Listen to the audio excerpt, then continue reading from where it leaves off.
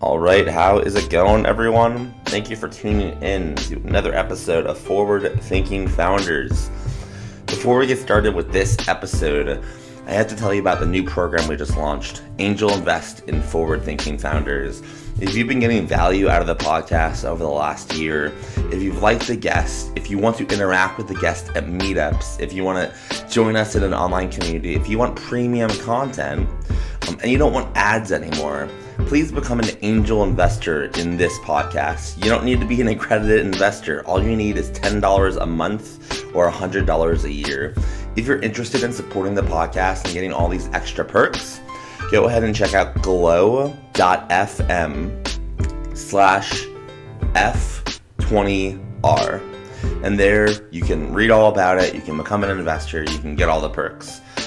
Lastly, if you don't want any of the perks, but you have enjoyed the podcast and you just want to support a creator trying to do good work and kind of bringing to light these people who you may not have heard of before, I would also just really appreciate the support. So that's glow.fm/F20R. And I appreciate the support. Now let's get into the episode. All right, how is it going, everyone? Welcome to another episode of Forward Thinking Founders, where we're talking to founders about their companies, their visions for the future, and how the two collide. Today, I'm very excited to be talking to Teague Orgeman, who is the CEO and the creator of Starting 11. Teague, welcome to the show. Hi, thanks very much for having me. Yeah, thanks for coming on. I don't know why, but I always am, I think, a little more interested in like sports type stuff or fantasy or anything in that realm, just because I know so little about it, which means it gives me this opportunity to learn a ton, which is going to be great. So to kind of start, let's just dive into what is Starting 11. So Starting 11 is, our tagline is, we're the world's first live daily fantasy soccer platform. So what we do is, some of your listeners may or may not be familiar with fantasy sports generally, which is a process where you take real life players from real teams and then choose your own team based on those real life players. They earn points based on how they perform on the field, and you compete in contests with either your friends or other people around the world. So that's what we do. We run a fantasy platform, but it's soccer specific and soccer only, soccer focused. We're available, we say with the world, because we're available now in 5 countries. We say daily because, again, unlike what some of your users might be or listeners might be familiar with, you don't pick a team at the start of the season and then follow it the entire season through. Each match day, we offer different contests. So each match is a chance to select a new team. And then the live piece is probably the most unique part about what we do. So anyone who has played fantasy sports knows that the absolute worst part of the experience is you put in this time, you're ready to have fun, you're ready to watch the games, and then one of your players gets injured or things aren't going the way that you'd hoped kind of early on, which, causes you to, throw your pen or, storm away angrily. It just kind of wrecks the experience. So what we decided to do when we built the platform is make it live, meaning that just like a regular soccer manager, if you're a Starting 11 player, you get 3 substitutions to your team in real time while you're watching games. So the idea is basically take that kind of traditional general manager experience, which is common to fantasy sports, and then add on that in-game tactical manager component for people. The response has been good. Like I said, we're in 5 countries. I'm excited to keep growing. So I have a hunch that you know about this industry pretty in depth, because it seems like you're building this company or this product for a specific almost persona and just getting it perfect, just right. I'm curious, I'd love to hear a little bit of the backstory on, why did this company have to exist? Why do you want to start it? And also, why did you start specifically with a single vertical versus just all sports? Yeah. So a few reasons. So I'm a fantasy sports. Obsessive feels like an unkind word, but I kind of wear it proudly. I love this stuff, and I'm 38 right now. I've been the commissioner of my local fantasy American football league for the last 25 years. Started that early on. It's been just an incredible way to stay connected and then connect with people who around common interests. And I think that's really the beauty of fantasy sports, is that it's something that you do socially with your friends, or you make friends, in the process, and you do it sharing this passion for sports, which have this incredible ability to unite people. So I have this large passion for the industry that I've had for a long time before, well before this idea came to me. So the reason the company exists is because at the time that we came up with the idea, one of my other co-founders and I, we were working as attorneys. I was a partner at a law firm called Stoll Reeves, which is a large U.S.-based, big kind of traditional old law firm based in the United States. And I was a litigator. So I tried in cases in state and federal court all around the country. And fantasy sports was my hobby. But I got to talking one day with someone that I worked with about why is it that there's not a compelling daily product for soccer, when it's obviously everybody knows it's the biggest sport in the world, but it's also got this incredible growth trajectory in some really interesting places that traditionally have not been big centers of fantasy sports play, but are becoming that way. India is an example that I'm sure we'll talk about. So we got talking about it, and we did kind of that famous last words for anyone who's ever built anything, which is, why don't we just do it ourselves? Let's figure it out and do it. So he knew some people who had done some design work and created some products in the soccer space. We got together with them. We did the traditional tech company. Hey, we'll put together an MVP. It'll be bad. People can tell us why it's bad, and try to put that out there for a season. And then now the last season and a half or so, we've been running a much more kind of structured version of the product. But yeah, it came about from originally from that conversation. Like, we love the stuff. We're big soccer fans. Why isn't there something that is compelling for us on the fantasy side? And let's just make it and kind of see where it goes. That's awesome. I love, I mention this all the time on the podcast because this is such a common scenario, but this is something you loved long before you started the company, which I think is why I'm sure the product is built, just for you. And there's a lot of other people like you, right? I think one question I'm curious about, and this might bring out my naivete, in the industry, but, I know soccer, or football, I guess globally is the, one of the world's most popular sports, but in the States, I know it's not as popular as some other geographies. I'm curious, is this available in the States? And if so, how's it going? And if not, was that a hard decision for you to make? It is. So it's available in 35 U.S. states, due to some of the regulatory challenges that we face when we talk about real money gaming, really, because that's something that's available in the app, is you can play for real money. So anytime that's introduced, there's another regulatory layer to work through. So we're in the U.S., we're in Canada, we're in the U.K., we're in Germany, and now we're in India. And we started an international gaming company from Minneapolis, Minnesota, specifically around one vertical in a sport that, although it's becoming more popular, especially in certain markets in the United States, is certainly not the most popular sport in the country. And so our vision from the beginning was, this is probably not a thing that's just a U.S. based product. So we had a lot of people early on say, do football, do basketball, do something else. And we were pretty adamant that we thought the opportunity was international. We thought it was specifically around soccer. And we love it too, which, is to your point, that you have to in order to give as much as we do to it. And that was a decision that was very, very early on. But this is what we're doing. We're picking this niche, which happens to be a huge niche, but it is a niche, and going that direction.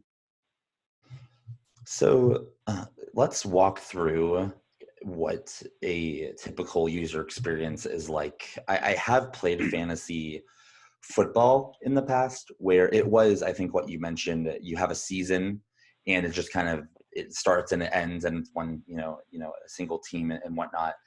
And I think there's people listening that might be in my boat where they kind of understand what you mean by multiple offerings, not totally. So can you dive into different ways people can engage with starting 11? And are there different formats of games? Are there season long, week long? Is it like can you just kind of go into how you can kind of use starting 11 in different ways? Sure. So we're an app. We don't have a desktop version. We're Android and iOS. You can either sideload the app through our website if you choose, or you can go to one of the stores and download it directly. The way that a user experience works is you download, you sign on. Everybody's familiar with doing that with apps, and then we'll send you a confirmation email because we have to know a little bit about you because of some of the markets that we're in. Not invasive information, just like where you are. Basically, we need to know. And then what you'll do is you'll be able to go in and choose a contest type. So all of our contests, like I mentioned, are daily, which means that you're building a team for that particular match day. And what we do is we have 4 different contest types that really are differentiated around how many other people do you want to play with, and do you want to be the one creating the contest, or do you want to enter one that's already been created for you? So we really try to give a wide range of options there. So you can create your own contest, just you versus a friend, and invite one person. You can go in a lobby that we have a publicly available lobby and choose a contest that's already been created. You can go play against 3 other people or 9 other people. Or we have this contest type called mini leagues, which are probably our most popular contest type, where you can invite as many people as you want if you want to create a mini league, or you can join one that exists. And we have a lot of people who are playing mini leagues who do it through their favorite fantasy soccer personality. So people who have podcasts about fantasy soccer, or they have stat sites, or they have Twitter feeds, will come in and create their own contests, and then they'll play against their listeners. So it really is a wide range of options for the contest type that you want to join. And from there, then your option as a user is to just pick your team. So we don't have any kind of mechanism like salary caps or anything that's complicated for people. Really, the idea is put together your favorite 11 players that looks like a soccer formation. It can't have 3 goalies, for example, or 7 forwards, but it looks like a soccer formation.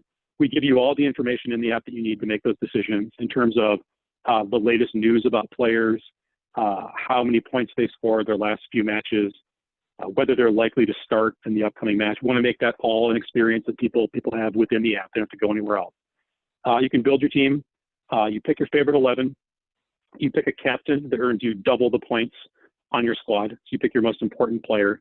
And then you have the chance, from the time that you set your lineup to the time that matches kick off, you can make as many changes to that lineup as you want. So maybe you think about it for a while, you come back and you tinker a little bit, which is pretty common. And then once matches kick off, you can make 3 substitutions to your team in real time while matches are ongoing. And we will tell you all sorts of information when matches are live. What your position is in the particular contest, for example, whether you're winning or not winning, everyone else's score, how many points your players are scoring. All of this happens in real time. So it's to the second the kind of information you get. So we have a lot of people who use it as sort of a second screen companion while they're watching live soccer. And that's basically the universe of options, just from sign up to the end of a contest day. So it makes me wonder, because the fact that I'm not in this industry, so it's just fascinating hearing. I'm curious if you're willing to go into it, if you're open to it. I feel like there's a dozen ways you can make money off of this model. I can count up 6 just right now as you are reading off. How do you? 2 questions. How do you think about? Well, how are you monetizing if you are? And also, the second question is, how do you think about monetization and focus, and knowing which channels are going to be the best ways to make money? Yeah. So I'll talk generally about the ways. You can think of 6. I mean, you're right. There are a lot of different ways to monetize this. One way, if you are if you're an operator like we are of a platform that lets people play for real, actual money, the one way to do that is just to take a percentage of the contest fees that people are entering, which we do. So typical kind of industry standard. Everything's in British pounds in the app, by the way, because we have contest for the English Premier League. That's where most of our users currently are, is in the UK. So if you want to play against your friend and you each want to put in £5, the winner of that contest will get 9 and will get 1. It's a 10% operating fee across all the contests. That's one way to do it.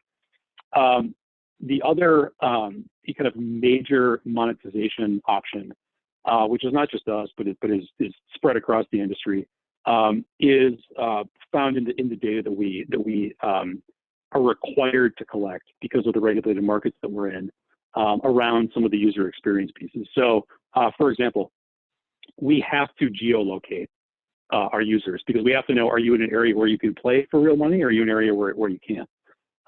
You have to have age information, for example.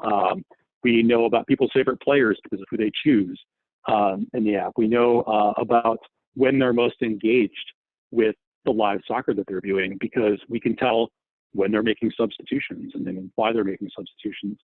So that unique proprietary data set, and again, it's not just us. I mean, this is a thing that's been done by a couple other companies with some real great success, is saying, on a B2B level, saying we have a lot of really unique proprietary information about the fan habits, the fan engagement habits of these fans that you're after, whether you're an advertiser or a league or a club or a broadcaster or whoever.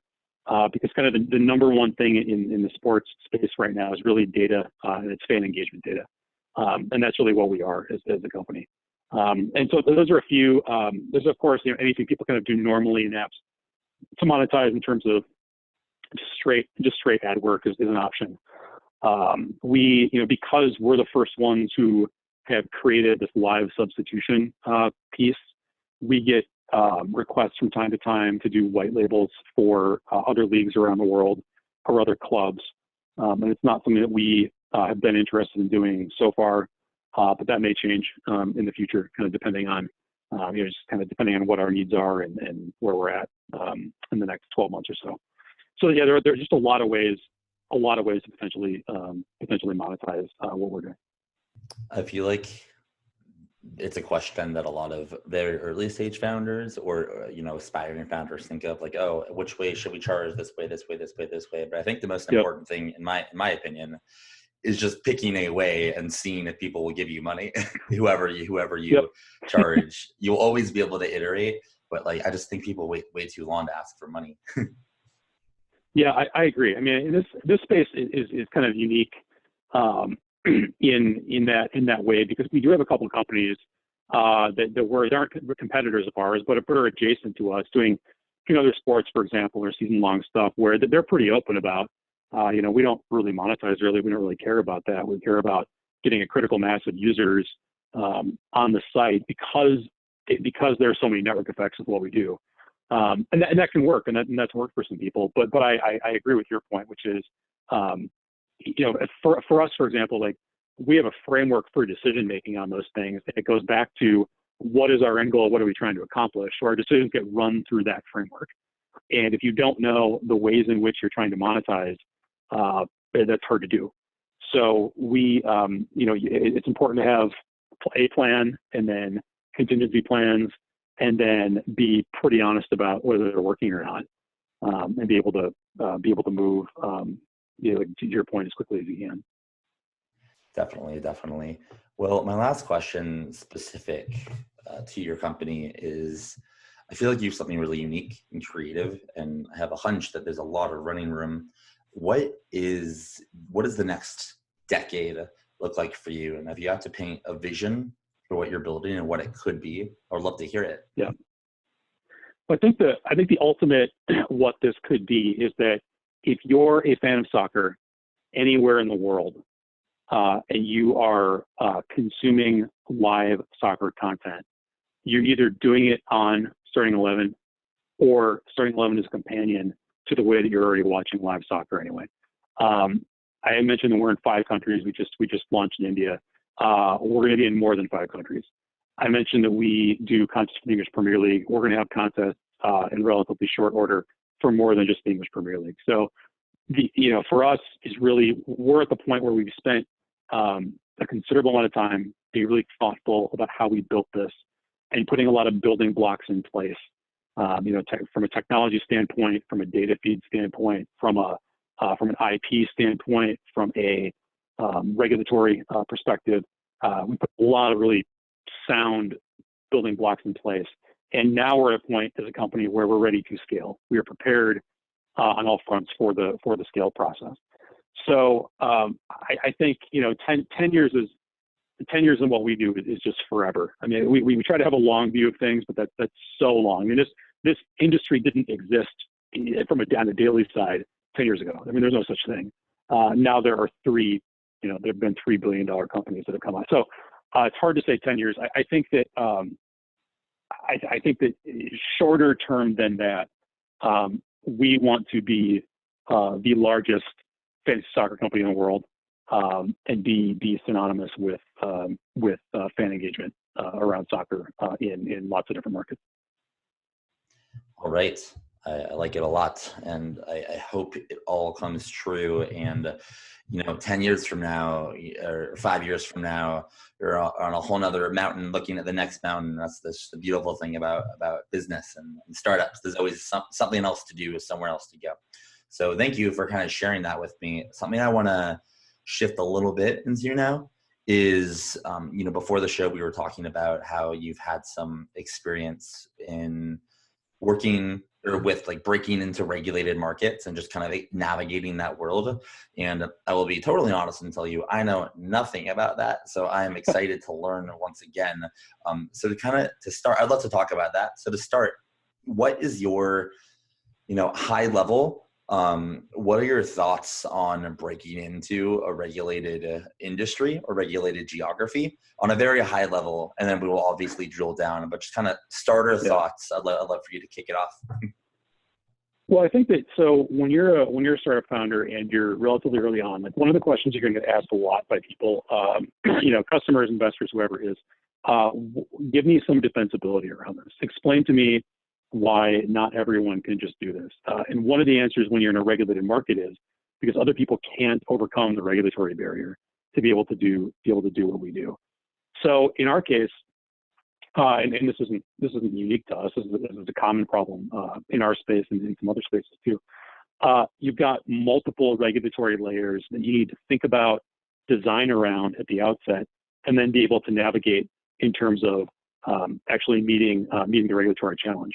So those are things like, can you pass platform approval on Apple and on Google? Can you pass country approval? Where is that a federal system or is that a national system? So like in the United States, what we do from a regulatory standpoint is controlled state by state. In a place like the UK, there's sort of a higher governing body that covers the entire UK. In India, it's state by state. It's just different. It's different in every country. And then do you have the infrastructure to meet whatever the regulatory requirements are in order to achieve a license to be able to do what you do? So can you pass security audit? Can you meet technical standards? Can you put all those technical pieces in place in order to not only get the product out there and make sure it works, but also pass regulatory muster by whichever body is providing oversight. So that's something that we've had to do now more than five, but 5 different countries. And so that's I think the key to it is having a very, very good understanding at the outset of what exactly it is you need to do so that you can design around it. I'll give you an example for us. When we started doing this, single game fantasy, meaning a fantasy contest that was just for one game, like Liverpool's playing Arsenal and it's just a fantasy contest about Liverpool and Arsenal, that was not permitted on the regulatory side in the United States. So we had to design around that and then work our way back to that once the law, it's a fluid situation with a lot of the laws, especially on the gaming side. So I think it's uniquely challenging. There are more barriers to entry, but you're also going to find yourself in a position where you're maybe ahead of the field if you have the ability to overcome those challenges. So I think when people think of regulated industries, or companies that are in regulated kind of geographies or industries, there's I feel like two ways that companies can go about it. There is the Uber way, which is just kind of with force, and kind of I didn't read so much into this, but I got the gist that they kind of just went for it, kind of in a way bypassed regulation and dealt with it later down the line when they had more funds to put up the legal battle. And there are companies that do this, but then there's obviously companies that play within the lines of regulation wherever they want to break into. What's your thesis on this? And is there a right or wrong way to go about this, or does it just depend on the company? Yeah, that's a good question. I mean, I think so. So I have a couple of things. One is, my sort of prior on this is that the right way to do it is to comply with whatever laws or whatever jurisdiction you're in. Whether ethically or morally or whatever, or just for the long-term success of your company. That's the right way to do it, because there's almost always a reckoning. Now, Uber is an interesting case. That's going to be a corner case. Uber, sort of speaks to the second point, which is what is the risk-reward calculation for flouting some of the regulatory rules at the outset? In a lot of these places that Uber went to, maybe, or Lyft early on, or now you see it with the electric scooter stuff too. The regulatory consequence is some sort of minor civil fine if and when a city council or county board sort of gets their act together and figures out what's going on. And by that point, the bet from an Uber is we'll be so ingrained in the ecosystem that if they try to restrict us, there'll be an outcry from all of our users. So if you think you're Uber and you can get to scale very, very quickly before anyone realizes what's happening, that's a pathway that you can take. But there are going to be regulatory consequences at some point for you. You're seeing that with Uber in California, right? There's a point at which that catches up to you. It's really a function of your risk tolerance. There are other industries, and I would argue that the gaming industry is one of them, where don't do that. Don't run afoul of anti-money laundering laws, for example, because those are things that people take seriously, and Okay, thank you so much for tuning into that episode of Forward Thinking Founders. As you can see, the episode is clearly not over. It, was tapering off just as we got into the section on regulation and how to break into regulated markets. If you do want to listen to the whole episode and hear all of Teague's thoughts on breaking into regulated markets, become an angel investor in the podcast by going to glow.fm/F20R. If you got some value out of the podcast, I appreciate any ratings on iTunes or wherever you listen to your podcast. And if you really like it, tell a friend about it. With all that said, I appreciate you spending your time with me today, and I will see you tomorrow on the podcast. Have a good one. Bye.